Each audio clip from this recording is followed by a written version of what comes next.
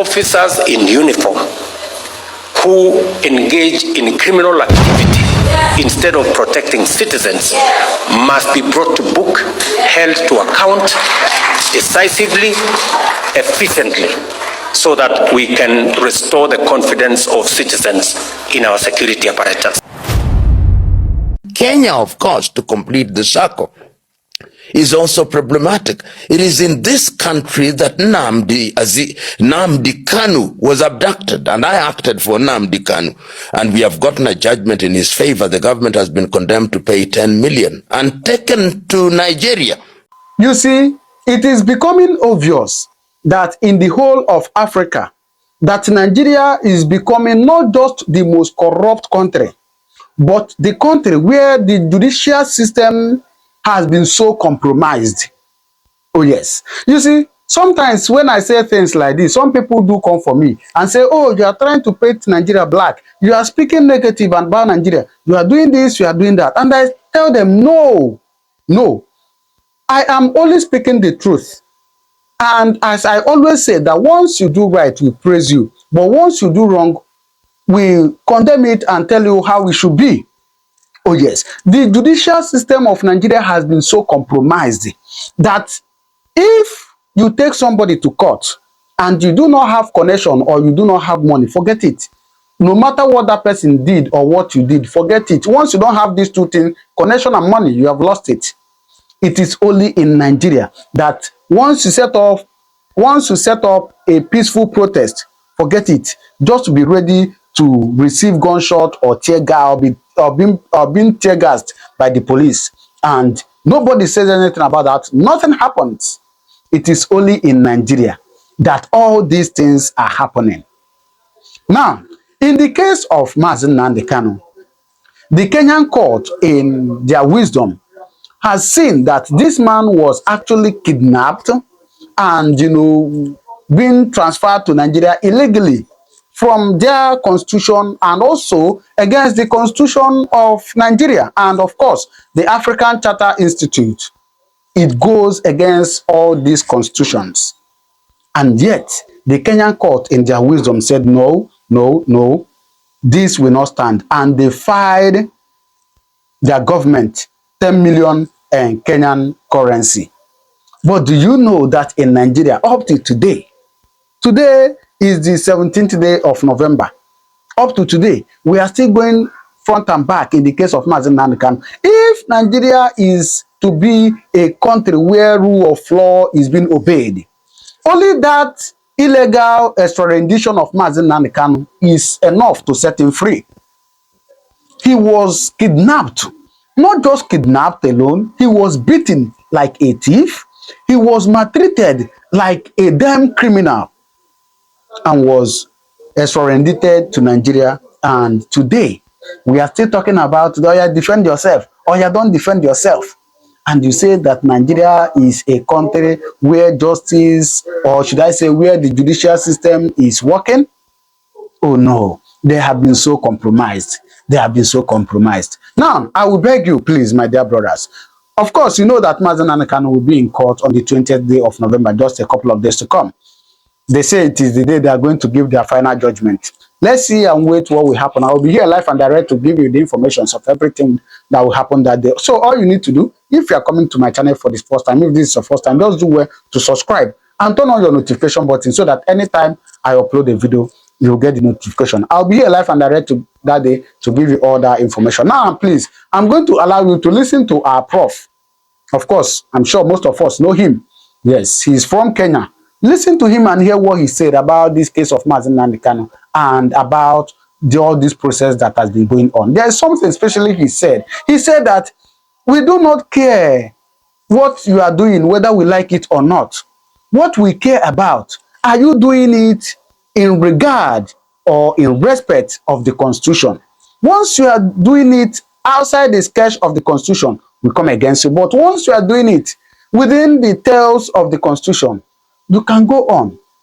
And I can tell you that both in Nigerian Constitution, in African Charter Institute Constitution, it is written that the quest for self-determination is not a crime. And today, we are in Nigeria trying somebody for something. Even the Constitution of Nigeria and the African Institute said that this is not a crime. We are in Nigeria today trying somebody for that. Unfortunately, we do not have somebody to speak for us in Africa. We do not have. Please, I want to beg you to spend a little time and listen to him and hear what he said. After watching it, you will understand that, come on, this is not a case to even argue whether you are right or you are wrong. Because I tell people this, you cannot commit a crime just to prove a crime. No, you don't do that. You can't commit a crime to prove a crime. And that is what Nigerian government has done. They have committed a crime just to prove a crime. It doesn't happen. Please listen to him. Then you do well to drop your comment in the comment section what to think about this, please. Kenya, of course, to complete the circle, is also problematic. It is in this country that Nnamdi Kanu was abducted, and I acted for Nnamdi Kanu, and we have gotten a judgment in his favor. The government has been condemned to pay 10 million and taken to Nigeria, and is in prison in Nigeria. It is in this country that Kizza Besigye was abducted. It cannot be right. If you look at international law, rendition is something that we should not allow. People should be allowed to exercise their democratic rights, even if we don't agree with them. So you see, there is a crisis. We are signatories to the African Charter on Human and People's Rights. We are signatory to the Universal Declaration of Human Rights and all the UN charters. Why do we create an environment where people who don't agree with us become our enemies? It is a competition of ideas, so that what is happening in this region is that fear is being used by those in political leadership as an instrument of paralyzing the population into silence.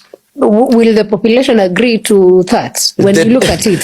History is consistent that you can only paralyze a population for so long. The things that we see, for example, that we saw in the Arab Spring, that brought down governments, what we have seen in the streets of Africa, it started in Nairobi, Kenya. It did not go the full length. We saw it in Cameroon. It did not go the full length. We saw it in Abidjan. It did not go the full length. We saw it in Dar es Salaam. It did not go the full length. It went the full length in Madagascar. It went the full length in Bangladesh. It went the full length in Nepal. Demonstration and protest is the language of the unheard. And wisdom has always required and demanded at once that you listen to people, because you are trustee to hold public office. Why do we call people in public office honorable? It is not because of them. It is the office that we honor. Why do we call them excellencies? They are not, or may not even be excellent. Many times in Africa they are not. But it is the institution, the offices that they hold for the sake of the nation.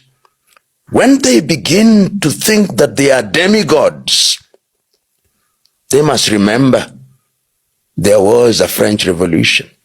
They must remember that there was the Turkish Revolt.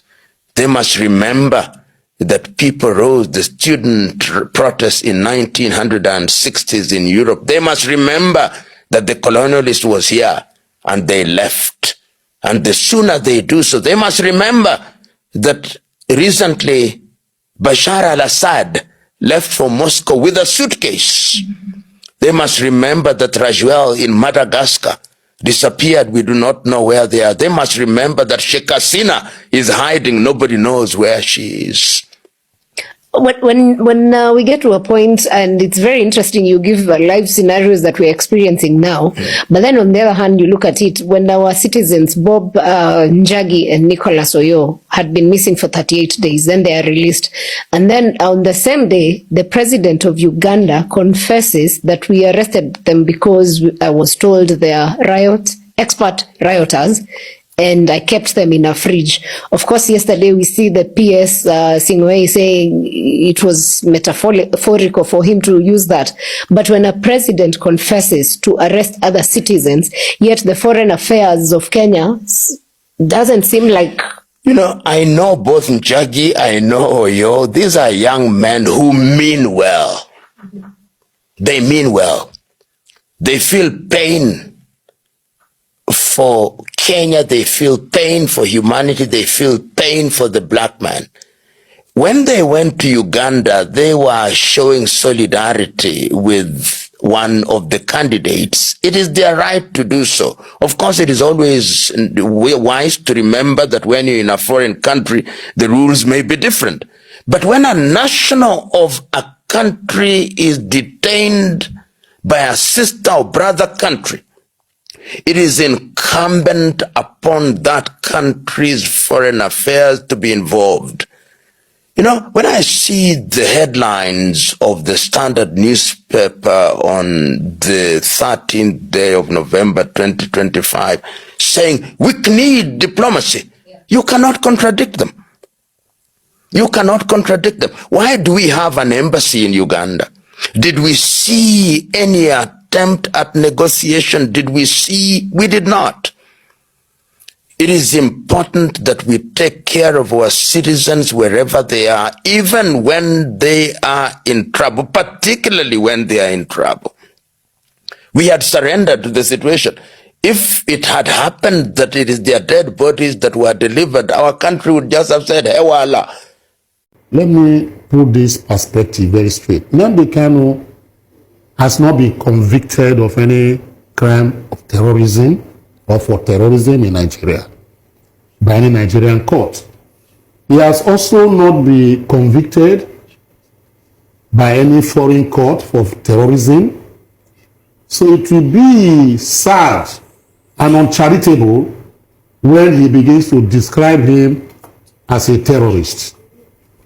The administration which that young man said, that is the Buhari administration, when a number of elders from the southeast and where many Nigerians were appealing to Buhari to release Nnamdi Kanu, he made a statement.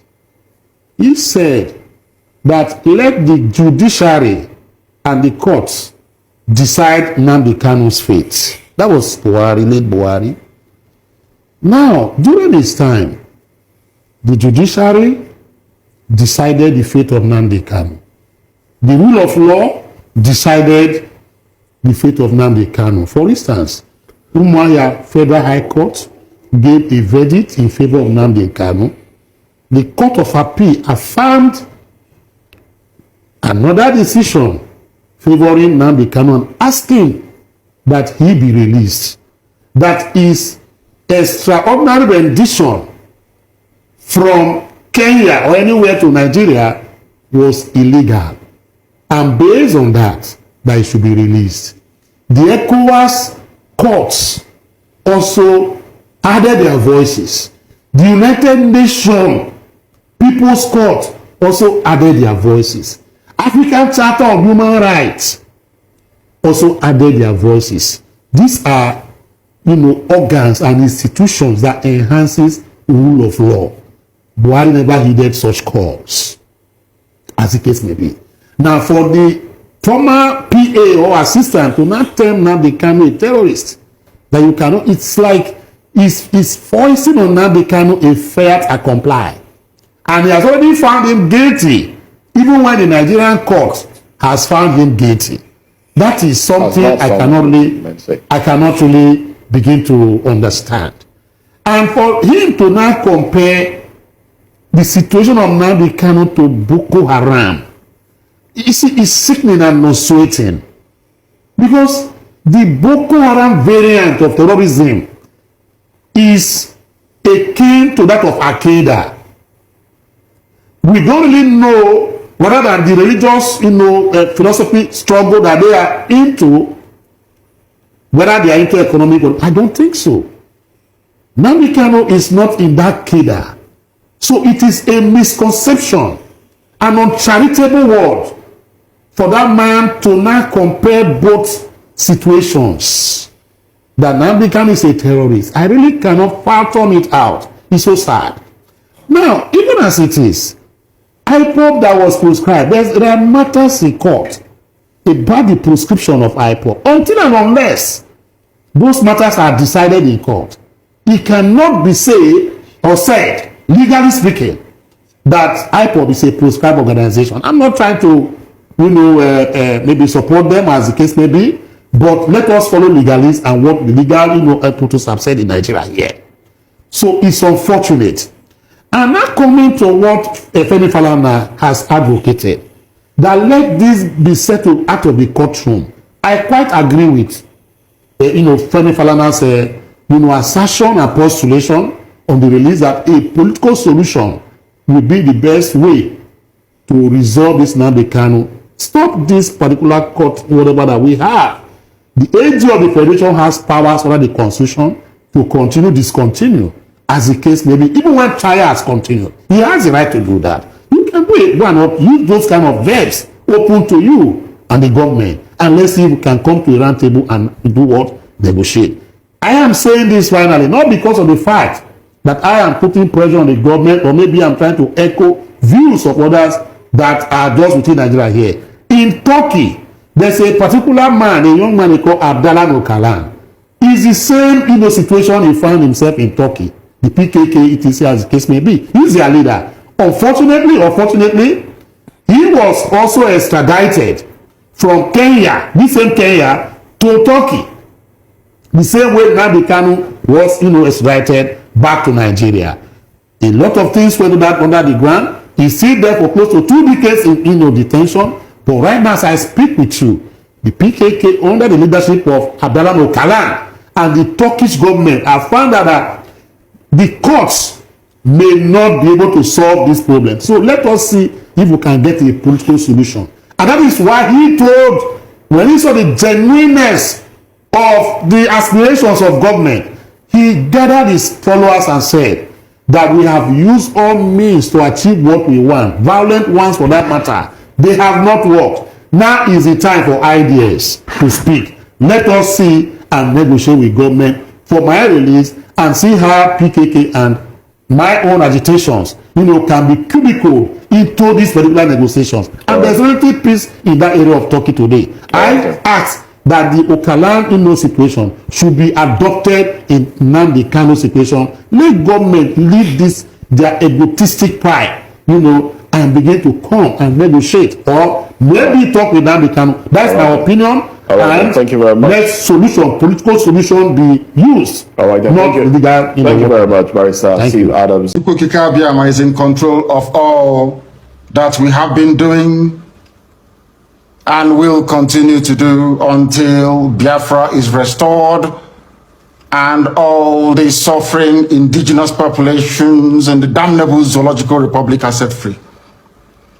Chineke nna nke pụrụ ihe niile Chukwu okike abịa onye na-efe na aja aha nsọ ya mma mgbe niile.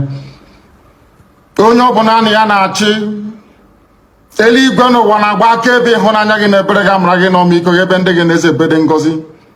Anyị wee na-etoghị agbanyeghị atụmatụ ọjọọ niile nke ndị iro. Iwe nye anyị ndụ n'ala nke dị n'uwere n'ụbọchị nke taa. Anyị wee na-asị na ịja mma niile otu niile dịrị aha nsọ gị. Onye ọbụla na ya ka ike niile nọ n'ọbadịrị aka ya. Anyị wee na-akpọku gị na-asị gị na nke ọma anyị ga-ekele gị nke ọjọọ ma anyị kelee gị. Anyị wee na-aja gị mma wee na-eto gị wee na-asọpụrụ gị n'isi ụmụ gị niile bụ ndị ikwu ndị wee ezi okwu mgbe a kpọrọ ha ka ha wee chekwaa ala nsọ gị bụ Biafra onye na Chineke na ihe n'ikwuru anyị nkwa na o mekataghị ka ndị iro wee were ala nsọ Biafra onye na Chineke na nke bi n'igwe agbanyeghị atụmatụ ọjọọ niile nke ndị iro ma ndị na-agba mgbagba ebe niile dị iche iche onye na Chineke nna n'ihere bụ nke ndị dị etu a n'ụbọchị nke taa. Anyị wee na-eto gị wee na-asị onye nwe anyị na Chineke nna nke pụrụ m ihe niile onye ọ bụ naanị ya na-azọpụta onye ọ bụ naanị ya bụ okwu ya niile bụ ihe na amen. Anyị wee na-asị ezi ebube dị ngọzi na ọtụtụ na-eja mma na nsọpụrụ site n'ebighị ebi ma ruo n'ebighị ebi. Ise ise ise. With divine providence and ready to lay it down for the cause of Biafra and salvation of humanity, that we are diligently to work while it is yet day, so that when the call comes down to lay down our tools, we may be found ready to enter into the kingdom of Ji Uku Okike Abiyama, God Almighty, where in his light we shall see light. We remember the fallen of our Biafran armed services. We remember the victims of terror and tragedy.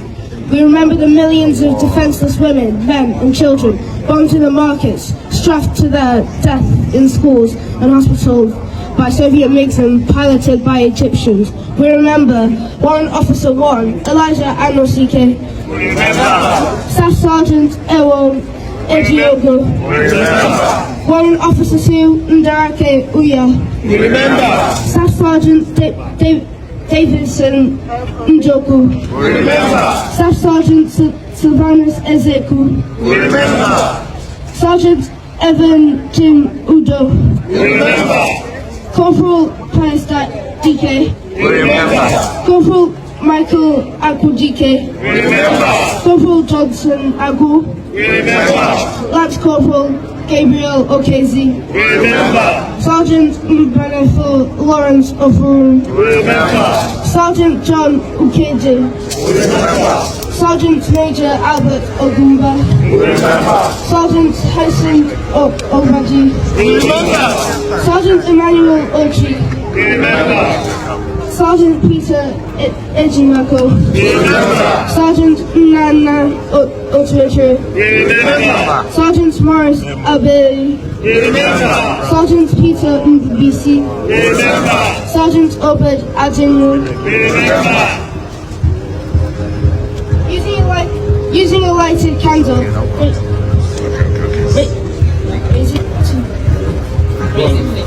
Raise it up, facing the east, we say, may that courage be our inspiration and strength.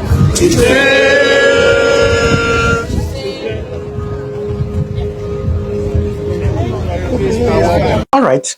So, what do you make of it? Drop your comment. I'll see you in my next video. Thank you very much. May God continue to bless you.